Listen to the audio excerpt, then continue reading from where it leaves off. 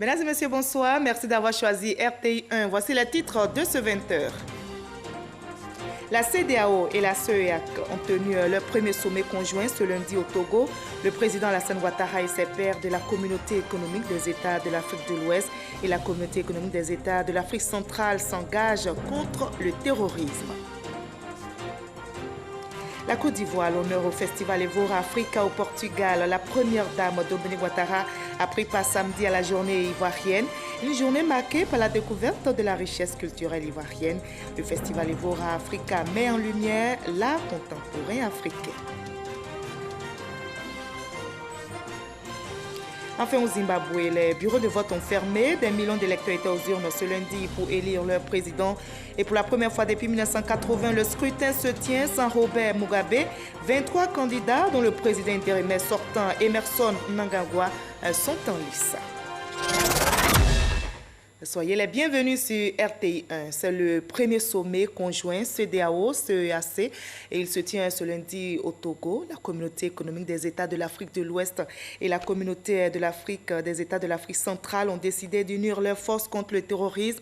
Les chefs d'État, dont le président ivoirien Alassane Ouattara, réunis donc dans la capitale togolaise, s'engagent pour des actions communes devant leur permettre de venir à bout du terrorisme et assurer ainsi la paix et la stabilité. Nous y reviendrons au cours de ce journal. Et sur place ici, le Premier ministre Amadou Gon Coulibaly a donné le top départ des travaux de construction du 4e pont d'Abidjan qui reliera les communes de Yopougon et du Plateau en passant par Atekoubé et Adjamé. Notez que c'est un important chantier qui permettra de désenclaver Yopougon et de rallier plus rapidement le centre des affaires, la commune du Plateau. Durée des travaux, 2 ans, 2 mois exactement, et nous y reviendrons également dans cette édition.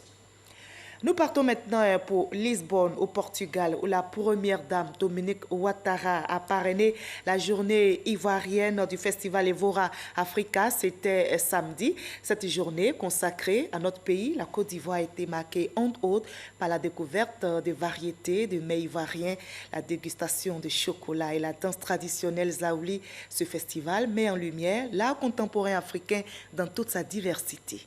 On en sait plus avec Abiba Dambélé Saoui. Pour la première édition de ce festival consacré au continent africain, c'est la Côte d'Ivoire qui a été mise à l'honneur par les organisateurs qui lui ont consacré une journée spéciale. Passionnée d'art et de culture, la première dame de Côte d'Ivoire, Dominique Ouattara, accompagnée du ministre de la Culture et de la Francophonie, Maurice Kwaku Bandama, a rehaussé de sa présence cette journée aux couleurs ivoiriennes. Les stylistes Karamoko Ibrahim et Loza Lucienne, chacun avec sa touche singulière, ont rappelé le riche patrimoine et les trésors de la Côte d'Ivoire et démontré l'originalité des talents ivoiriens. Festival meublé de séances de dégustation de spécialités culinaires, de chocolat et de café ivoirien. Mais sans nul doute, la plus grande attraction aura été la prestation du groupe Le Zaouli de Manfla, classé patrimoine mondial de l'UNESCO, et du groupe Les Femmes Battantes. Lors de ce festival, le traditionnel et le tradi moderne se sont côtoyés au rythme de sonorités et des pas de danse made in Côte d'Ivoire. Le festival Evora Africa est une belle initiative qui met en avant la richesse culturelle de l'Afrique à travers des expositions, des concerts et des conférences mises en scène dans le majestueux palais de Kadavala. Pendant 3 mois, des artistes venus de toute l'Afrique font découvrir au public les rythmes et les traditions de notre continent.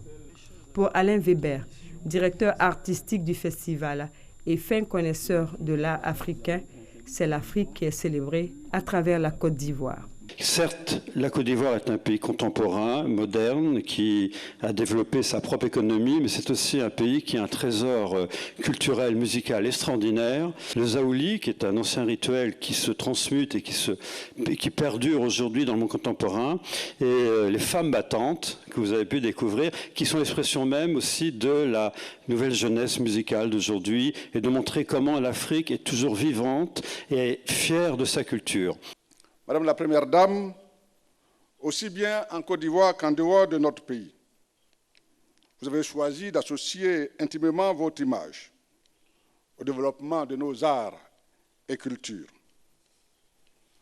votre dynamique et chaleureux engagement au service de nos arts et cultures leur valent le rayonnement que nous connaissons. Ces ensembles culturels et artistiques sont des ambassadeurs qui viennent apporter leur appui à nos diplomates de carrière pour assurer le rayonnement international de notre pays. Evora Festival Africa, c'est aussi une exposition dénommée African Passion. Un rendez-vous d'œuvres d'artistes africains, tableaux et photographies que la délégation ivoirienne a parcouru. Je me réjouis d'autant plus que la Côte d'Ivoire est mise à l'honneur aujourd'hui à l'occasion du prestigieux festival Evora Africa. Cet événement culturel est l'occasion idéale de présenter les richesses de notre beau pays et d'illuminer le savoir-faire de nos artistes et de nos créateurs au-delà de nos frontières.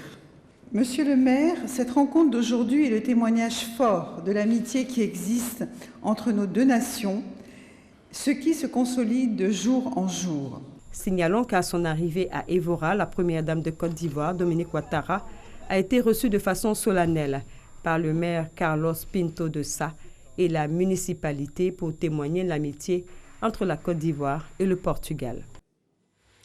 Des ménages ici en Côte d'Ivoire font face actuellement à une pénurie de gaz, mais la situation sera rapidement réglée. Selon le directeur général de la Petrosi, Société nationale d'opération pétrolière de Côte d'Ivoire, il rassure les populations et donne les raisons de cette pénurie de gaz butane, dû notamment à quelques problèmes techniques, mais des problèmes auxquels ils font face pour soulager les ménages. Ami Sissoko. La pénurie de gaz butane rencontrée sur le marché local a été occasionnée par le refoulement de cargaisons non conformes selon la Direction générale de la Petrosi, une mesure pour protéger la population. Toutes les sociétés pétrolières qui distribuent le gaz butane en bouteille, c'est-à-dire conditionné pour nos ménages, ont des centres remplisseurs et toutes se ravitaillent à partir du butane que Petrosi importe pour le marché national. Malheureusement, nous avons eu des problèmes techniques. Il s'est agi d'un butanier qui est venu avec une cargaison de butane et nous avons testé ce produit. C'est la procédure. Et lorsque la composition du produit n'est pas conforme, nous sommes tenus de rejeter ce produit. Ça, c'est une cause. Un autre problème à la base de la pénurie. Les travaux d'agrandissement et d'approfondissement du port d'Abidjan pour accueillir de plus grands navires ont occasionné une plus grande ouverture sur la mer. Une situation qui crée des courants marins plus forts, rendant donc l'accostage des navires difficile, souligne la Direction générale de la Petrosi. Nous avons constaté que les courants, la houle est très forte. Nous pouvons avoir un bateau qui est garé avec du butane, il entre dans le canal mais il ne peut pas accoster. Donc il ressort, il attend en mer jusqu'à ce que la météo et la tour de contrôle, c'est-à-dire la vigie du port, l'autorisent parce que le courant est gérable. Alors ces effets sont saisonniers, c'est ce que le port nous dit. Le mois de juillet est très sensible. Nous estimons que du point de vue structurel, tous les centres remplisseurs ont reçu du produit. Et la capacité de stockage de toutes les sphères dans le pays nous permet d'avoir du stock pour 10 à 15 jours. Ibrahima Diaby a également déploré le détournement du gaz butane à d'autres fins. Le butane conditionné qui est mis dans les bouteilles de 6 kg, 12 kg, est subventionné par le gouvernement et il est destiné aux ménages. Alors si on fait un usage qui est autre, si c'est à la marge, c'est peut-être gérable, mais si c'est des quantités importantes, cela contrarie nos efforts. Je fais allusion à l'utilisation du butane, par exemple, dans nos véhicules personnels, en lieu et place de l'essence super, ou même dans des véhicules de transport. La capacité locale du gaz butane du marché ivoirien est estimée à 17 300 tonnes. Actuellement, la capacité disponible est de 12 300 tonnes, donc 5 000 tonnes de déficit. Les responsables de la Petrosi rassurent la population que tout entrera dans l'ordre très bientôt. Les investisseurs burkinabés sont encouragés à booster l'économie de leur pays. Le gouvernement burkinabé vient d'initier justement une rencontre à Abidjan à leur intention.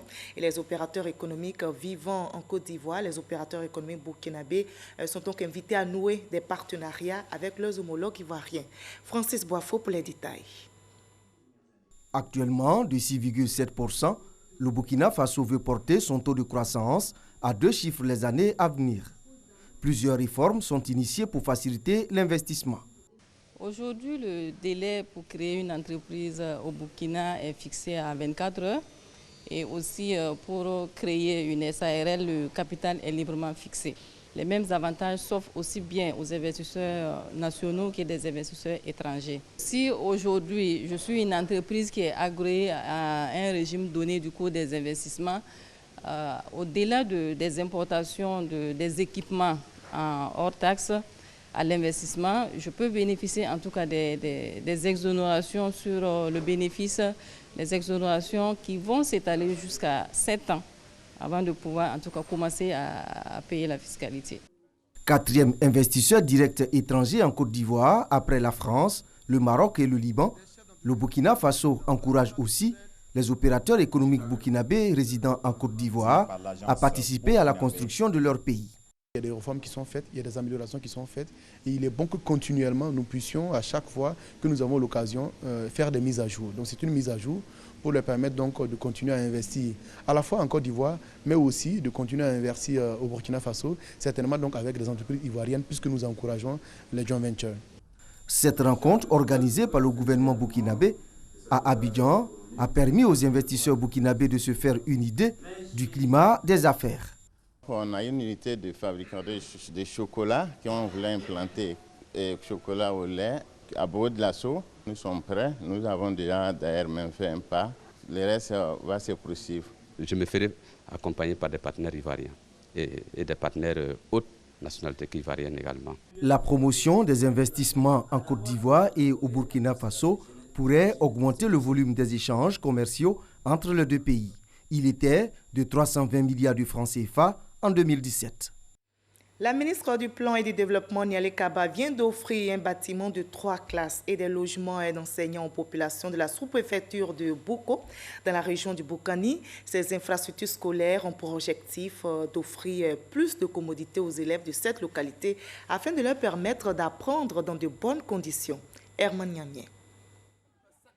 Un bâtiment de 3 salles de classe et 3 logements pour enseignants pour renforcer le dispositif d'accueil de l'école primaire publique de Bouko, sous-préfecture située à 30 km de Bouna, le chef-lieu de la région du Boukani. C'est une contribution du ministre du Plan et du Développement Nialé Kaba, elle-même fille du village. À travers cette action, elle entend apporter un soutien aux efforts des villageois pour l'éducation des fils et filles du village. Les parents ont montré vraiment beaucoup d'engouement à envoyer leurs enfants à l'école. Donc il était normal que lorsque nous faisons un clin d'œil vis-à-vis de la population, ce soit la question de l'éducation qui est une question centrale. Le savoir étant le précurseur du développement. L'école est importante, il faut mettre les enfants à l'école. Malgré le fort taux de scolarisation constaté dans la région du Boukani, les résultats scolaires ne sont pas encore satisfaisants. Par exemple, cette année, sur les 48 candidats proposés à l'examen du CEPE, seulement la moitié, soit 24 candidats, ont été déclarés admis. Le problème est un peu à les parents, puisque à l'école, on essaie de faire le meilleur. Maintenant, à la maison, les parents, chaque fois, on leur dit, eux-mêmes maintenant, de pouvoir mettre la pression sur les enfants pour qu'ils puissent sortir, étudier les nuits, faire beaucoup de choses. Mais bon, on voit que ce n'est pas le cas, les enfants sont délaissés. La ministre du Plan et du Développement demande donc aux populations de s'impliquer véritablement dans l'éducation de leurs enfants afin d'inscrire le Boukani dans les régions où le taux de réussite aux examens scolaires est largement satisfaisant en Côte d'Ivoire. Après la remise des infrastructures scolaires, Nialé Kaba a visité l'hôpital général de Bouna où des travaux de réhabilitation sont présentement en cours pour l'amélioration de la prise en charge des malades. La ministre du Plan est également allée s'imprégner du niveau d'avancement des travaux de construction du château d'eau qui devra mettre fin à la pénurie d'eau dans la région. On fait maintenant un tour dans la capitale politique ivoirienne, Yamoussoukro, qui vient d'abriter les journées nationales des ressources humaines. Pour cette édition 2018, plusieurs activités étaient à l'agenda des professionnels des ressources humaines qui font de ces retrouvailles des moments d'échange fructueux sur les nouvelles exigences de leur corporation. Ces journées sont organisées en collaboration avec la RTI. Kader Sogodogo. Chaque année, dans le mois de juillet, et ce durant 3 jours, les gestionnaires des ressources humaines du public et du privé se retrouvent à Yamoussoukro pour aborder les défis actuels et futurs de leur profession. Ce rendez-vous 2018, qui a pour thème politique publique de l'emploi et performance des organisations, permet aux initiateurs, notamment le groupe RH-MAG, de contribuer à la performance au sein des entreprises à travers des partages d'expériences et l'adoption de procédures et méthodes qualitatives. Ces journées ont été initiés pour permettre aux gestionnaires des ressources humaines de partager leur expérience, de discuter, d'échanger avec les pouvoirs publics autour de ce qui est politique publique d'emploi. À l'agenda durant 3 jours, des panels, des ateliers sur la fiscalité, le code du travail, la démarche compétences et la paix. Des échanges bien suivis. Nous avons à cette rencontre développé un thème, cette fois-ci, qui tient compte des politiques nationales, la performance de nos entreprises. Le lien entre les politiques qui sont décidées au niveau étatique et comment est-ce que le gestionnaire des ressources humaines peut se les approprier, d'abord les connaître, se les approprier, les mettre en œuvre pour être créateur de valeur ajoutée dans son entreprise. Les Journées nationales des ressources humaines initiées par le groupe RH-MAG et le réseau ivoirien des gestionnaires des ressources humaines sont organisées en partenariat avec la radiodiffusion télévision ivoirienne RTI. De son côté, le ministère de la Santé et de l'Hygiène publique organise une séance d'information à l'intention des professionnels de médias. Il s'agit d'informations sur les enjeux de l'introduction du vaccin contre la méningite A dans le programme élargi de vaccination de routine. C'était à l'IBF à Trècheville. L'objectif est de les amener à informer et sensibiliser les populations dans l'optique de prévenir d'éventuels cas de rumeurs. Notez que 900 000 enfants seront vaccinés par an contre la méningite A. Le reportage d'Ami Sissoko. Un autre vaccin pour protéger les tout-petits contre la méningite A fait son entrée dans le calendrier vaccinal du programme élargi de vaccination, le PEV. Le méningocoque A, déjà utilisé en Côte d'Ivoire en 2014 dans le cadre d'une campagne de vaccination de masse, devient le 13e vaccin du PEV. Il sera injecté aux enfants à partir de 9 mois, en même temps que les vaccins contre la rougeole et la fièvre jaune. Il sera disponible dès le 1er août dans tous les centres de santé publics. Il est gratuit. Le PEV compte vacciner 900 000 enfants par an. Le vaccin va être introduit dans le PEV. Cela veut dire que le vaccin va être utilisé tous les jours, donc en routine, dans les centres de vaccination. La menace, elle est latente, elle est permanente. Donc, il faut continuer à vacciner. Il faut faire en sorte que les enfants qui sont plus à risque puissent bénéficier de cette vaccination. Ce vaccin est également utilisé au Burkina Faso, au Niger, au Mali et au Tchad, des pays à risque de la ceinture méningétique. Il a une durée de protection de 10 ans. La méningite à méningocoque A est la forme de méningite responsable d'épidémies dans les pays africains et la plus meurtrière.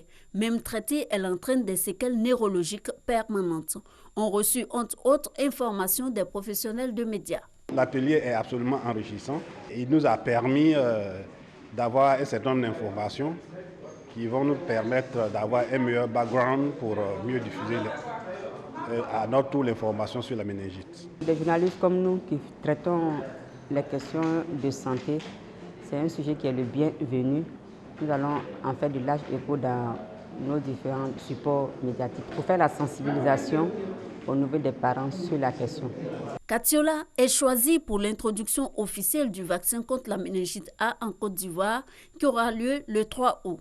Cette ville fait partie des 25 districts sanitaires situés dans la zone à risque qui se trouve au-delà de Boaké, selon le PEV. Environ 40 relais communautaires et travailleurs sociaux des quartiers de Yopougon, d'Abobo et de Koumassi prennent part ici à Abidjan à 2 sessions de renforcement des capacités.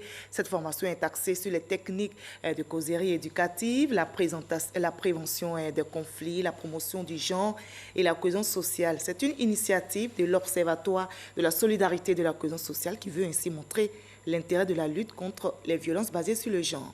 Ouattaramadou Walter. Le projet d'appui à la pérennisation des outils de prévention et de gestion des conflits en Côte d'Ivoire est un projet soutenu par l'UNFPA. C'est une activité du ministère de la Solidarité, de la Cohésion sociale et de la lutte contre la pauvreté exécutée par l'OSCS, l'Observatoire de la Solidarité et de la Cohésion sociale, qui est un organe de veille, d'alerte et d'aide à la décision. L'Observatoire a mis en place depuis 2016 un mécanisme d'alerte précoce qui est animé essentiellement par des moniteurs bénévoles qui sont dans les différentes communautés. Et donc ces personnes ont bien voulu faire cette activité de façon bénévole. Il appartient à l'Observatoire de renforcer leurs capacités pour qu'ils puissent mieux faire ce qu'ils ont à faire. L'un des mécanismes de l'OSCS repose sur les relais communautaires et les travailleurs sociaux. Pour un meilleur rendement, 3 jours durant, une quarantaine de ces acteurs verront leurs capacités renforcées. Les bénéficiaires de ces sessions de formation se sont engagés à rapporter tous les faits et situations qui pourraient troubler la cohésion sociale. On a besoin de l'aide de la population parce que malgré les réponses que les autorités peuvent apporter, mais par moment, la population intervient pour que les nombreux problèmes puissent être gérés à l'amiable. Il faudrait que les autorités qui sont en face de nous comprennent le message de ceux qui sont faibles. 5 commissions régionales déjà installées dans le Guemon, le Tongpi, la Niébitiassa, dans les districts d'Abidjan et de Yamoussoukro reçoivent quotidiennement des rapports d'alerte précoce. Cette année, 30 rapports hebdomadaires ont été produits par l'OSCS sur la base des informations reçues. On y trouve, entre autres, des informations sur les incendies, les enfants en conflit avec la loi, la sécurité des biens et des personnes. Et on s'intéresse à présent à la journée internationale de lutte contre la drogue qui vient d'être célébrée ici en Côte d'Ivoire. Nous allons nous imprégner des réalités des toxicomanes et ce sera en compagnie du Lions Club International qui a passé une journée dans un centre de désintoxication. Le centre Kaotri, par exemple, abrite 80 ex-drogués qui reprennent goût à la vie. Serge Koulia. Jean-Paul Kakou vit au centre Kaotri. Il fait partie des nombreux jeunes qui ont été pris au piège de la drogue. Ça m'a fait perdre 10 ans de ma vie. J'ai des amis de famille nantis qui sont décédés à cause de la drogue. Je ne peux pas conseiller ça à mon pire ennemi, quoi. En Côte d'Ivoire, la drogue connaît aujourd'hui un taux de pénétration élevé dans le milieu des jeunes. Rodolphe Kambou, âgé aujourd'hui de 24 ans, en sait quelque chose. J'ai commencé à fumer la drogue en 2015. Et jusqu'en 2017, j'ai piqué ma première crise de folie. J'ai été emmené à Bingerville pour des soins médicaux. Après 7 mois de traitement, j'ai encore rechuté. Et c'est après cela, mes parents ont décidé de m'envoyer ici à Kaotri. Je suis là maintenant depuis 5 mois. J'ai arrêté carrément, je n'ai même plus la tête à ça. La Croix-Bleue de Côte d'Ivoire dénombre environ 2 millions de personnes entre 15 et 64 ans à avoir touché une fois au moins à la drogue.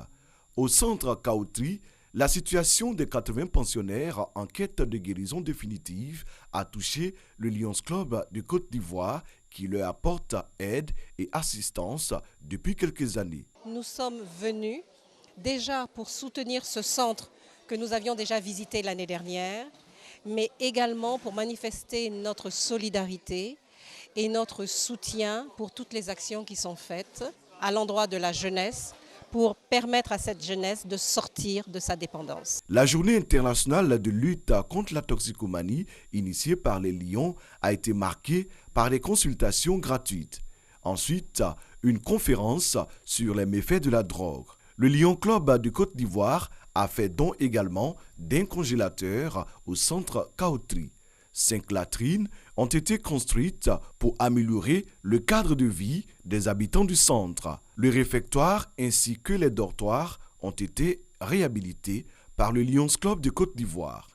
Un geste de haute portée sociale salué par Joël Kofi, la responsable du centre Kaotri. Retiré de la ville d'Abidjan, le centre Kaotri est géré par des anciens drogués qui aident aujourd'hui les toxicomanes à sortir de ce fléau considéré comme la nouvelle maladie du 3e millénaire.